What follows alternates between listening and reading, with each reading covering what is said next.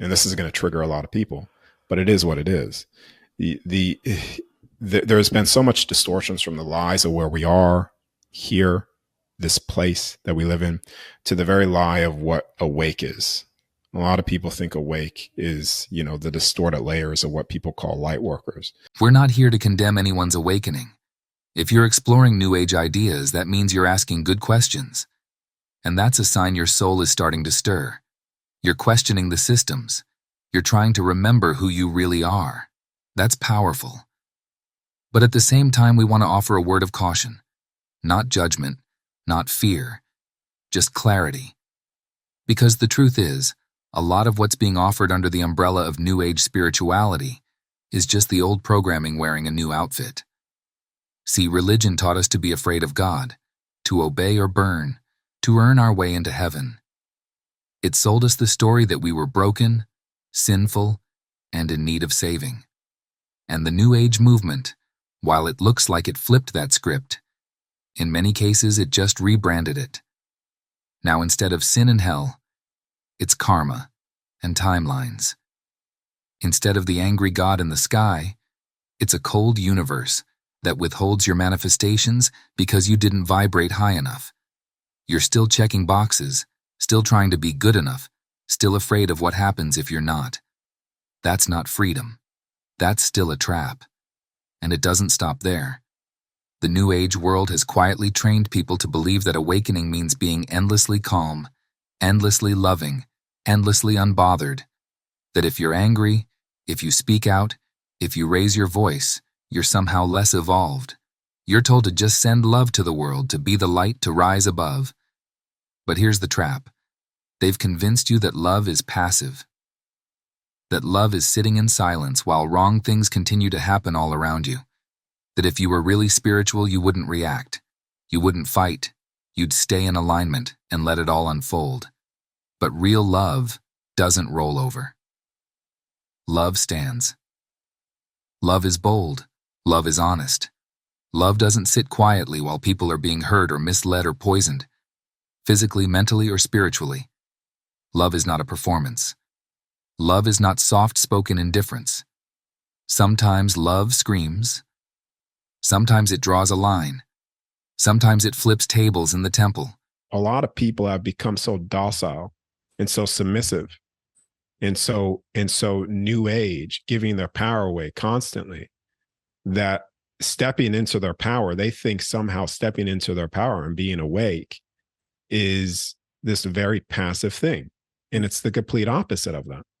All of this is a very active, it's the power to move mountains, essentially. But it's changing literally the way that you think about things and standing in your power. And it's almost like people want to access things, or they want to do things.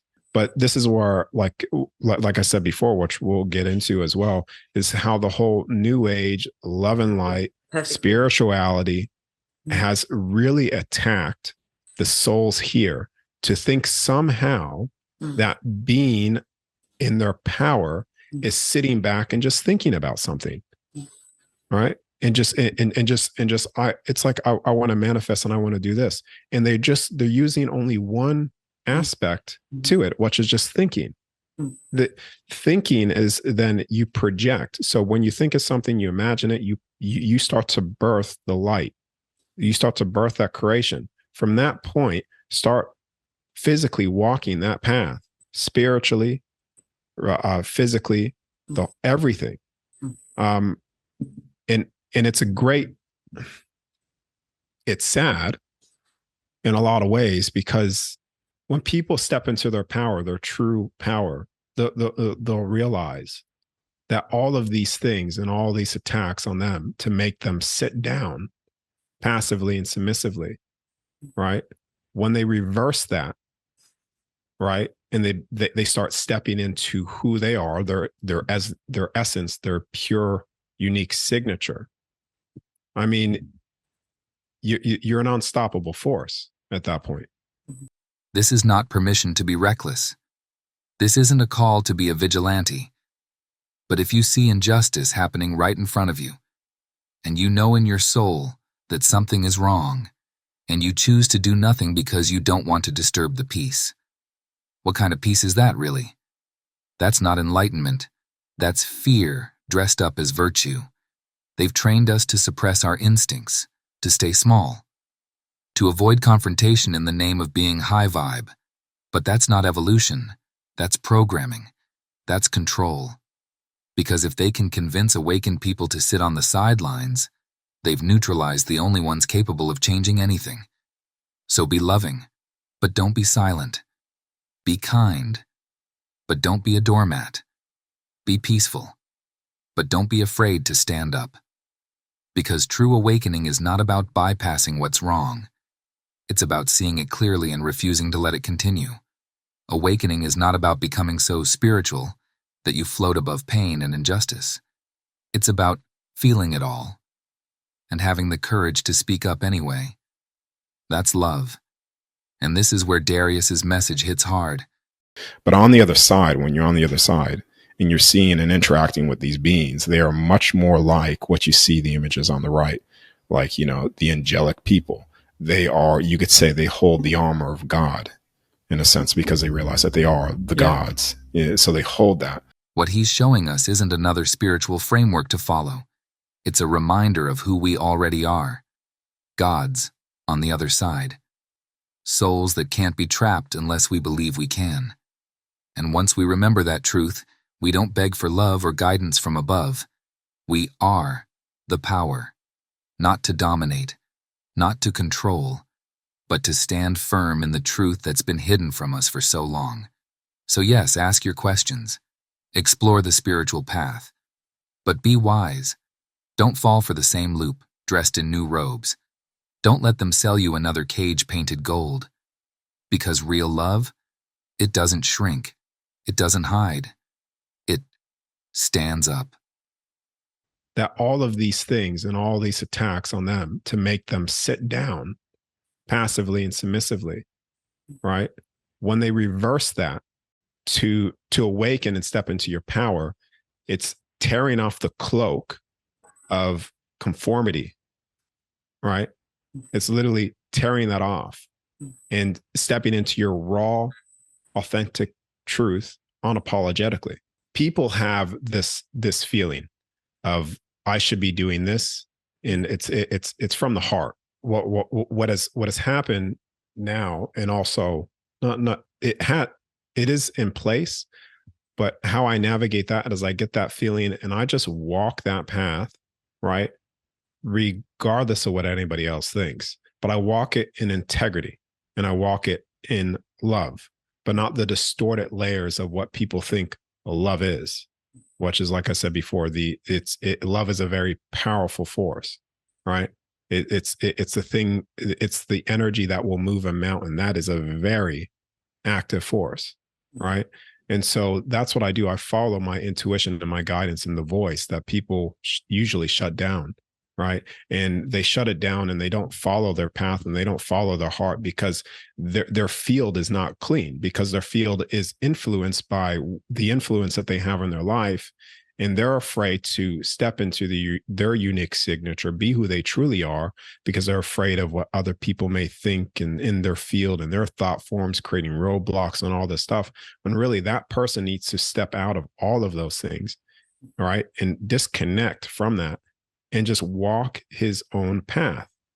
The greatest fear, right, of the they, right, is not necessarily just having your average person being, a macho, oh, let me just do this, right? That's not necessarily what they fear, right? What they fear is souls that are stepping into the true version or the true authentic path of their authentic path, standing in love, standing in integrity, being truly awake and aware to things, and not sitting down submissively and passively as what all these new age, love and light, spirituality, awake communities are doing. But they are standing in absolute power and strength and moving forward. So, I mean, I think it's flipping this as well. It's flipping what people think. I'm trying to really flip the script here, And just to be clear, What Darius is bringing back to us isn't a religion. It's not another New Age package. It's not something you have to buy. It's a remembrance, an understanding that you are already divine, that you are a fractal of God having a temporary human experience, and that your consciousness never dies. You continue on. But while you're still here, you're not powerless. In fact, you're more powerful than they ever wanted you to realize. And as each of us begins to reclaim that individual power, by remembering, by acting with integrity, by aligning with truth, something bigger starts to take shape. The rise of collective consciousness. It starts small, like choosing to shop local instead of feeding the same corporations that poison us, supporting creators and small businesses that stand for something real. And if you are one of those small businesses, don't sell out. Don't give away your soul to be accepted by the system, because the system is dying, and something better is rising. From you, from us, from love that stands. Now, if you want to go a little deeper, Darius has some powerful insight on masculine and feminine energy. Not gender, but the sacred balance within all of us. It's worth exploring. It's like there's been an attack on the masculinity, or there's been an attack on the masculine energy, because I see that as the one that takes the action, and we all have an aspect of that within us. It's not about men or female. Yeah, I mean, it's not necessarily, but like I said, it's like if we were to go to the core of it, it's the soul. It's the soul. Yeah. Yeah, it's a soul. Yeah. But if we're just talking about here, realm one, like you know, then yeah, a lot of men are girls at the moment. You know, it's not they don't even have an ounce of testosterone, I would say, anymore. You know, and I mean, how can we break that down of how that is done? Okay, for instance, like you have a lot of these. Because I'm going to go on the train of, you know, masculine right now. So it's the train that you want to. All right. So let's just go on the train of masculine, and it's the masculinity and things like that. And so in the spirituality, being awake, you'll find that in this community, right, it's filled with a lot of passiveness in females, right? So then you have men that start to awaken or are awake. And literally what they do is, because they step out of their power, is they turn into females. They turn into men that then turn into being submissive, being passive, and become feminine. And I'm not necessarily saying that, you know, females are like it makes you passive. No, because females are forced to be reckoned with as well. Like I said, if we go to the core of it, it's the soul. It's the attack on the soul. But right now I'm on the train of the masculine, because that's what we're doing, right? There has been such a distortion of what awake really is, right? Because when a soul is truly awake, they see this for what it really is. You know, there is no pretending. There is no putting on a mask of, I'm spiritual today. You know, that is a facade, right? Because the souls that stand truly in their power and are truly awake, right, and in love, it's more about courage to stand up for what you know to be true, and ripping apart the bullshit. There is a foundation of truth. I know you brought up Tom Campbell as having open mind, be always. That's another part of the trap, man. When you get in a state where you can never touch the truth and grab it, and truth is forever changing. It's all. There's no truth. What is a man? What is a woman? You see, so there's a truth to things. And this is the biggest deception of them all, where they convince you that there's no truth to anything. There's a foundation, and that foundation is solid. on the other side and here as well. Just been, people are temporarily blind. How do you tell a blind person what the color blue looks like? Not that they're blind forever, they will see again, but that's sort of where we are.